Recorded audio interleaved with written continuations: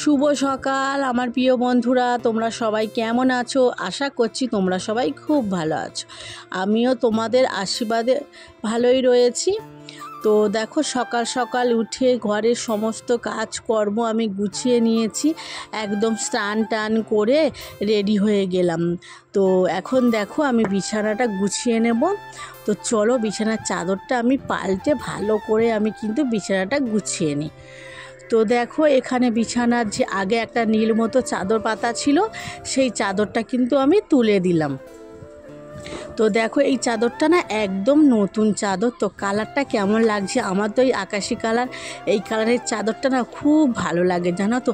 হয়তো একটু কেমন একটা পুরাতন পুরাতন লাগছে, কিন্তু চাদরটা জানো তো আমি কিনিনি, একজন আমাকে গিফট করেছিল।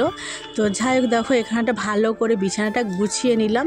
তো এটা মানে সেটিং চাদর, বালিশের ওয়ারও আছে আর কোল বালিশের ওয়ারও আছে। তো দেখো, তো বিছানাটা গুছিয়ে নিলাম আর তারপর দেখো ঠাকুরকে একটু সেবা দিয়ে দিয়েছি। আজকে জানো তো সকালবেলা মর্নিং ওয়াকে গিয়েছিলাম, আর ফুলগুলো না আমি অন্যজনের গাছ থেকে কিন্তু তুলে এনেছি। তো দেখো, আর এই সেই নতুন প্রদীপ, এই প্রথমবার জ্বালিয়ে পুজো দিলাম, জানো তো। খুব ভালো লাগছে, সুন্দর করে ফুলগুলো দিয়ে আমি সাজিয়ে গুছিয়ে কিন্তু পুজোটা দিয়ে করে নিলাম। এখন আমি যাব বাজারে, যেহেতু আজকের ভাইফোঁটার বাজার করতে যাব। তো নিজের হাতে আজকের বাজার করব। দাদা আসবে, তো দাদাকে ফোঁটা দেব। তো দেখি নিজের সামর্থ্যের মধ্যে যতটুকু জোগাড় করতে পারবো, তো সেইভাবে রান্না করে খাওয়াবো। আবার ননদকে নেমন্তন্ন করেছি, ননদও আসবে। তো চলো যাওয়া যাক, এখন বাজারটা ভালো করে সেরে নিই। তো দেখো, আমাদের বাড়ি মানে বাজারে যেতে গেলে প্রথমে হাঁটা পথ, তারপর কিন্তু গাড়ি উঠতে হবে। আর এই দেখো বাজারের মোড়ে চলে এসেছি। এখন আমি সবজি কিনবো, মাছ কিনবো, মাংস কিনবো। তো দেখো, বাড়ি চলে এসে সমস্ত সবজিগুলো কেটে রেডি করে একদম রান্না বসিয়ে নিয়েছি। আর দেখো তো এই গ্যাসটা কোথা থেকে নিয়ে এলাম। এই গ্যাসটা আমার মায়েদের গ্যাস, তো সিলিন্ডারটা আমাদের। তো গ্যাসটা মানে গ্যাসের ওভেনটা আমার মাদের বাড়ি থেকে নিয়ে এসেছি। মা তো সকালবেলা রান্না করে কাজে চলে গিয়েছে, আমি তার জন্য নিয়ে এসেছি। আর এখানে দেখো কি রান্না করব, ডাল, আলু ভাজা, পালং শাক, চিংড়ি মাছ দিয়ে তরকারি, আমরা চাটনি, পায়েস, মাংস, পাঁপড় ভাজা। তো একাই হাতে জোগাড় করছি, একাই হাতে কিন্তু রান্নাটা করছি। তো একটু তো দেরি হবে, যেহেতু জানো তো সকালবেলা বাজারে গিয়েছিলাম বাজার করতে, আবার দোকানেও বসেছিলাম, এর জন্য না একটু রান্না দেরি হয়ে গিয়েছে। আবার জলখাবারে বানাবো ঘুগনি আর মুড়ি, লুচি করব না, একা হাতে অত কিছু কিন্তু সম্ভব হচ্ছে না। যদি সকাল থেকে রান্নাটা 12টার মধ্যে করে নিতে পারতাম তো কতই না ভালো হতো। তো আর কি করব, দেখো এদিকে মটর আলু সিদ্ধ করে নিয়েছি, 3টে সিটি দিয়েছিলাম, বেশ গলে গিয়েছে। মানে যেমনভাবে চেয়েছিলাম মটরটা সেইভাবেই কিন্তু নরম হয়ে গিয়েছে। এখন দেখো আমি ঘুগনিটা মশলাটা কষিয়ে নিলাম, তারপর মটর আর আলুটা দেখো দিয়ে দিলাম। আর ওদিকে সকালবেলা মা এসেছিলো, মাও একটা গামলার 1 গামলা ঘুগনি দিয়ে গিয়েছে। মা আমাকে বলেনি যে আমি ঘুগনিটা রান্না করব, আমাকে করতে মানা করবে। তো মার মন মতো রান্না করেছে, আর আমিও এদিকে দেখো আমার মনে হয়েছে যে ঘুগনি বানানো উচিত, তো ঘুগনিটা বানাচ্ছি। মার আজকের কাজের বাড়ি থেকে কোনো ছুটি দেয়নি, যেহেতু আজকের কাজেও চলে গিয়েছে। আর এই দেখো আমার শ্বশুরমশাইয়ের জন্য ঝাল দেওয়ার আগে একটু তুলে নিয়েছি, আর একদিকে ভাত বসিয়ে দিয়েছি, যেহেতু মোটা চালের ভাত হবে তো অনেকটা কিন্তু দেরি হবে। আর এই হাঁড়িটা আমার না, জানো তো, পাশের বাড়ি একটা জায়ের, তো জায়ের কাছ থেকে আমি একটু ধার নিয়েছিলাম। তো ভাতটা ওদিকে ফুটছে, ঘুগনিটা হয়ে গিয়েছে। এদিকে দেখো আমড়াগুলো সিদ্ধ বসিয়ে দিয়েছি, সিদ্ধ হয়ে গিয়েছে। এবার এটা ঠান্ডা করব, পরে কিন্তু হাত দিয়ে চটকে নেব। তো চটকানোর পরে আমি কিন্তু ছেঁকে নেব, ছেঁকে নিলে খোলাগুলো বের হয়ে যাবে, আর মানে আমরার কাঁচটাও আলাদা হয়ে যাবে। আর এই দেখো পালং শাকের তরকারিটা বসিয়েছি। তো মায়ের সাথে তো যেদিনকে ডাক্তারখানায় গিয়েছিলাম না, সেই দিনকে কিন্তু এই কচুর মুখিগুলো কিনে এনেছিলাম, বেশ বড় বড় মতো। তো এই কচুর মুখি দিয়ে ঝোল বানানোর জন্য, মানে মাছের ঝোল বানানোর জন্য এনেছিলাম। তো আর হলো না, আজকে পালং শাক দিয়ে চিংড়ি মাছ দিয়ে রান্না করে নিলাম। তো সমস্ত আমার রান্না বান্না কিন্তু কমপ্লিট হয়ে গেছে, সবটা দেখাতে পারিনি। আর এই দেখো আমার ভাইফোঁটার কেক, তো দাদা এনেছিল এই কেকটা।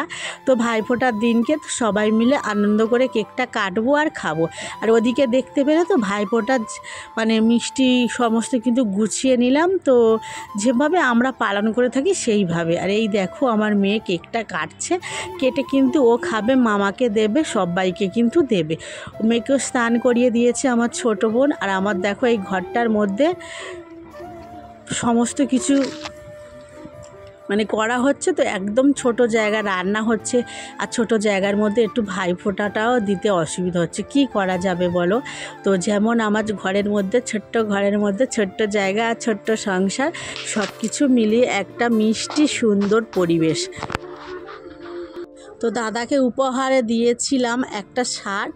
তো আর এই দেখো এই যে গেঞ্জিটা দিয়েছে, এটা আমার ছোট বোনই দিয়েছে। মেজো বোনকে বলেছিলাম আসার জন্য, মেজো বোন কিন্তু আসলো না। আর সত্যি ওর ওপরে কিন্তু আমার ভীষণ রাগ হচ্ছে। ভাই ফোঁটার দিনকে দিতে পারি বা না পারি, ভাইয়ের ফোঁটা দেওয়াটা মেন। এটা আমার মতে। তো যেমন নিজেদের সামর্থ্যের মধ্যে ভাই আসবে, ভাইকে ফোঁটা দেবে, খাওয়া দাওয়া করবে, সবাই মিলে একটা আনন্দর দিন কিন্তু খুব সুন্দরভাবে কাটানো হয়। তো এলো না, খুবই খারাপ লাগছে, খুবই খারাপ। সামনের বছরও আসেনি জানো তো। তো আর এই দেখো আমি ভাইকে ফোঁটা দিয়ে দিচ্ছি, বলছি ভাইয়ের কপালে দিলাম ফোঁটা, জমের দুয়ারে পড়লো কাঁটা। তো এইভাবে ভাইয়ের কপালে ফোঁটা দিয়ে দিলাম। সবাই জানি, সবাই এইভাবেই দিয়ে থাকো। তো আমি দেখো ফোঁটাটা দেওয়ার পরে একটু মিষ্টিমুখ করিয়ে দিচ্ছি। তো জানো তো আমার দাদা সকালবেলা আসার আগে আমার দাদার বোনও আছে, তো ও আগে ফোঁটা দিয়ে দিয়েছে, তারপর দেখো আমরা দিচ্ছি। যেহেতু ও আমাদের থেকে বড়, তো ও আগেই কিন্তু দিয়েছে। আর এখন দেখো আমার ছোট বোনের পালা। তো ছোট বোন অপেক্ষা করেছিল, ও আমার কাছে এসেছিলো অনেকক্ষণ আগে। আমার কাছে না বসে বসে ওয়েট করছিল, সকাল দিয়ে না খেয়ে রয়েছে, আমিও না খেয়েছিলাম, শুধু একটু জল খেয়েছিলাম, যেহেতু আমার ওষুধ খেতে হয়েছিল, তো এর জন্য। আর এই দেখো আমি কিন্তু তোমাদের এইভাবে কিন্তু ভিডিওগুলো শ্যুট করা হয়েছিল বলে এই সুন্দর সুন্দর মুহূর্তগুলো এইভাবেই কিন্তু তোমাদের সাথে শেয়ার করছি।